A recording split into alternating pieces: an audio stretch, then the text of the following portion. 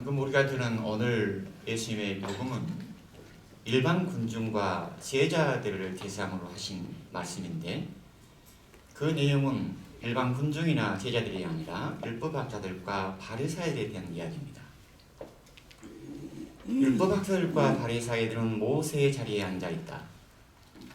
모세는 구약에서 가장 위대한 예언자입니다. 유대교 역사 안에서도 오늘날까지도 가장 중요하게 생각하는 인물 중에 하나입니다.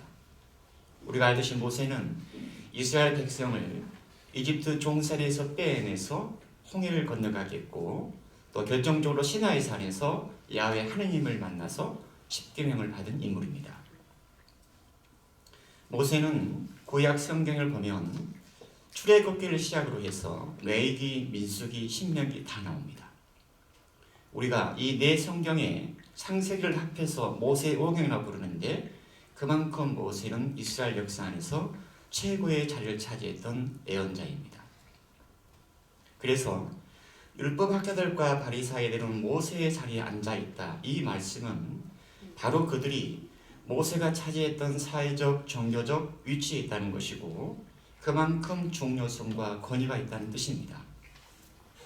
제 생각으로는 모세와 율법의 관계를 생각해 보면 모든 율법은 모세로부터 나온다고 해도 과언이 아닙니다. 율법은 십계명을 비롯해서 이스라엘 백성들이 지켜야 할 여러 법 규정이 기록되어 있습니다.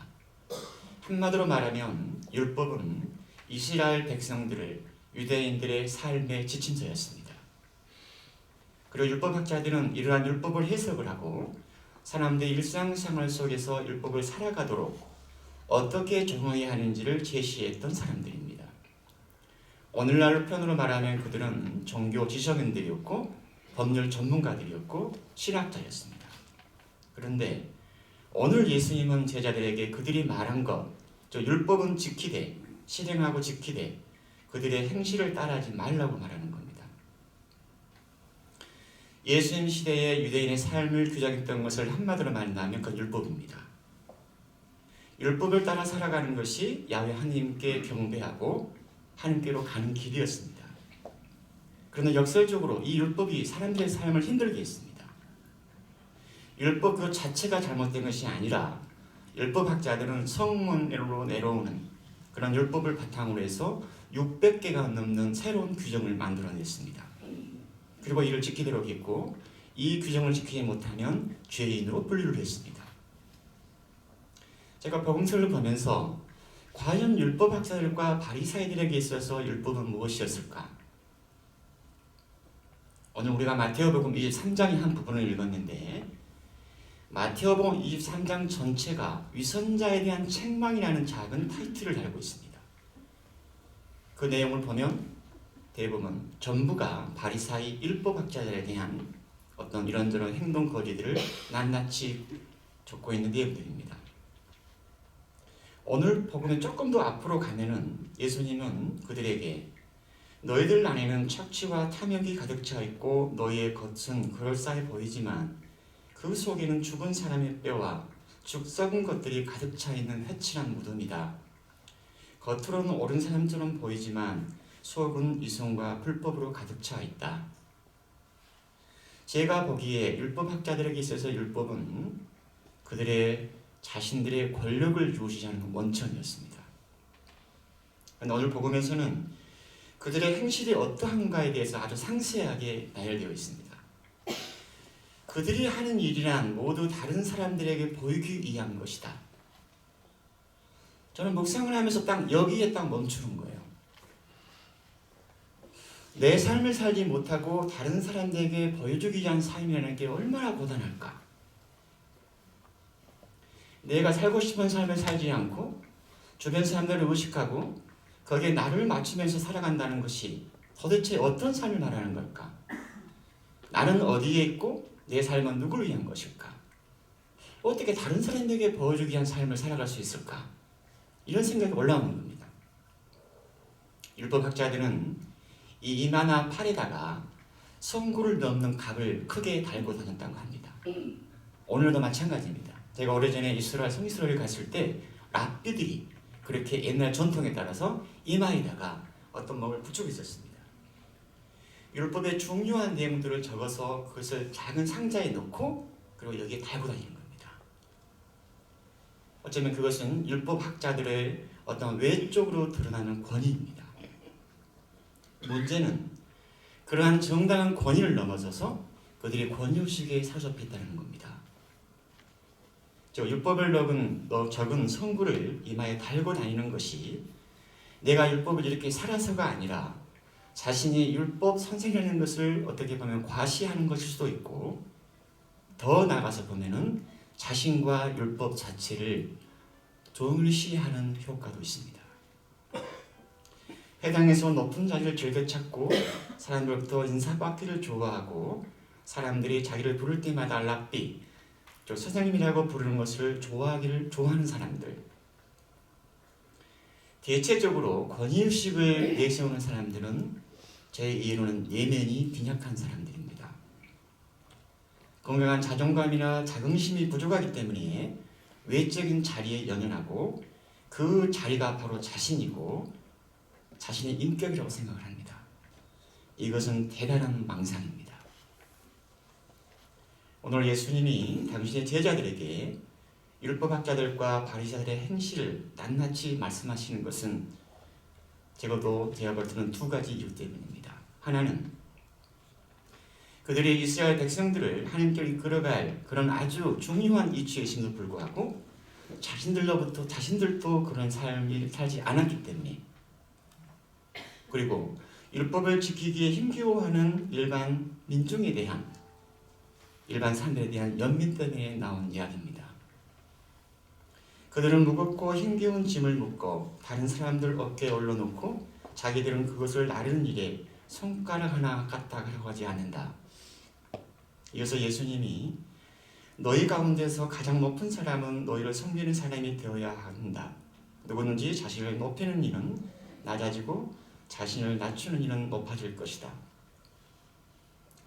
예수님이 율법학자들과 바리새인들의 어떤 이중적인 삶과 권위의식을 말씀하시고 나서 이 말씀을 하시는 이유는 당신 제자들도 유대사회에서 복음을 전하고 미션을 수행할 때 어떠한 내적인 태도를 가지고 해야 되는가에 대한 어떤 리더십의, 종의 리더십으로 저는 이해를 합니다.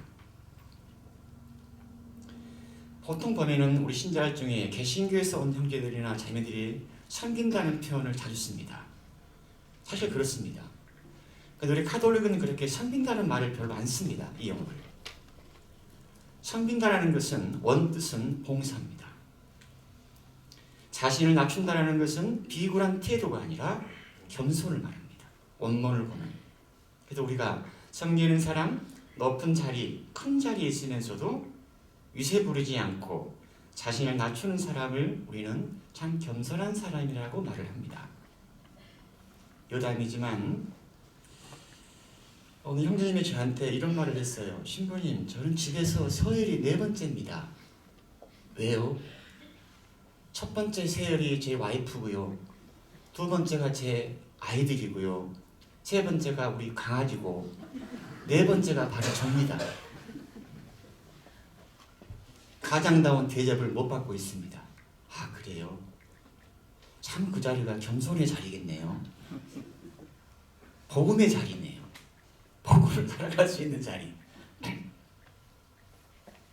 가족을 돌보고 봉사하는 자리네.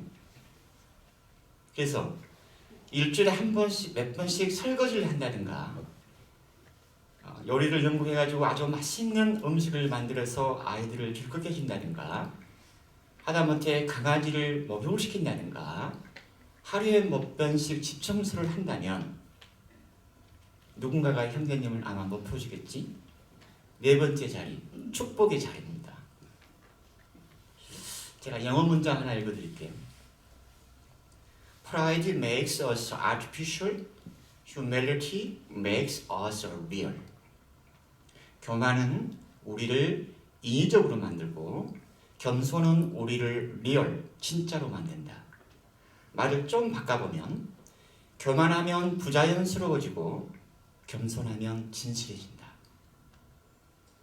이 말을 토마스 머튼이 한 말이에요. 어제 제가 발견했어요. 토마스 머튼은 트라피스트 수도승이에요.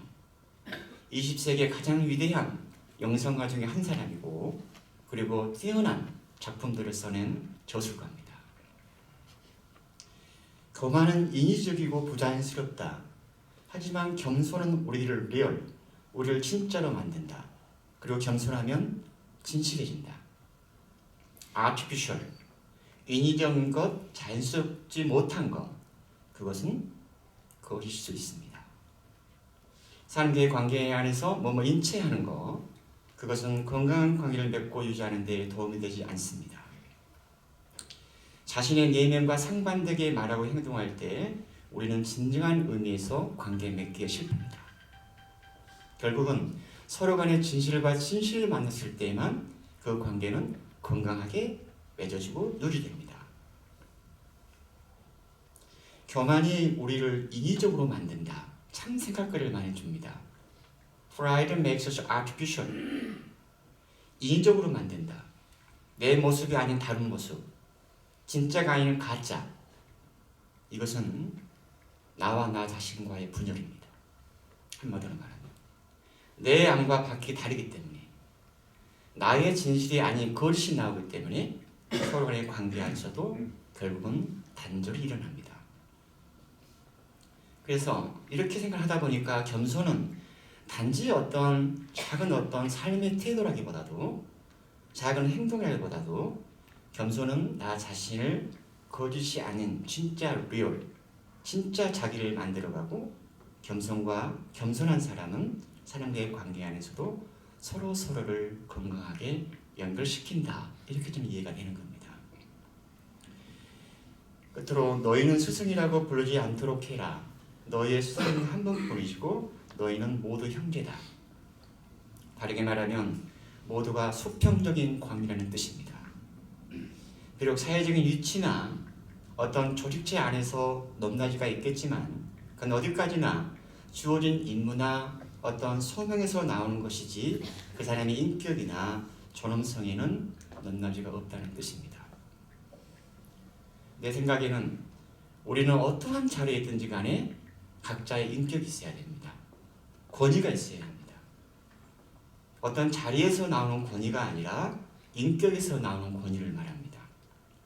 아버지는 아버지의 권위가 있어야 되고, 어머니는 어머니의 권위가 있어야 되고, 아이들은 무조건 엄마 아버지의 뜻을 따라가는 그런 것이 아니라 아이들도 고유한 권위를 인정해 줘야 되고, 하다못해 집에서 키우는 강아지나 고양이도 그만한 격이 있어야 됩니다.